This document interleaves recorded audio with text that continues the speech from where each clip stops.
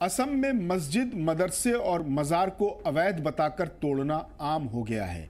लेकिन अब नए तरह का बहाना बनाकर असम की एक मस्जिद को गिरा दिया गया है। ये मस्जिद गुवाहाटी के मदगारिया के गीता मंदिर इलाके में थी। गुवाहाटी ज़िला इंतज़ामिया ने दावा किया कि ये मस्जिद एक लैंडस्लाइड वाले इलाके में थी और इसके गिरने का खतरा था, इसलिए इसे गिरा दिया गया।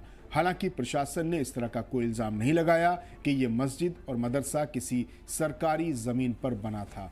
वहीं मुकामी लोगों ने ज़िला इंतज़ामिया के इस दावे को खारिज किया है कि मस्जिद लैंडस्लाइड वाले इलाके में थी। लोगों का कहना है कि अगर ऐसा होता तो मस्जिद के आसपास मुसलमानों और हिंदुओं का कई घर बना हुआ है और उन घरों में लोग बरसों से रहते आ रहे हैं, लेकिन वहां पर कोई बुलडोज़र नहीं चलाया गया। सिर्फ मस्जिद और उससे लगे मदरसे को बुलडोज किया गया है। मस्जिद मदरसा तोड़े जाने के बाद इलाके के कुछ लोग फूट फूट कर रोने लगे। ये मस्जिद इलाके की अकेली मस्जिद थी जहां मोहल्ले के लोग नमाज पढ़ते थे और मस्जिद से सटे मदरसे में उनके बच्चे पढ़ने जाते थे।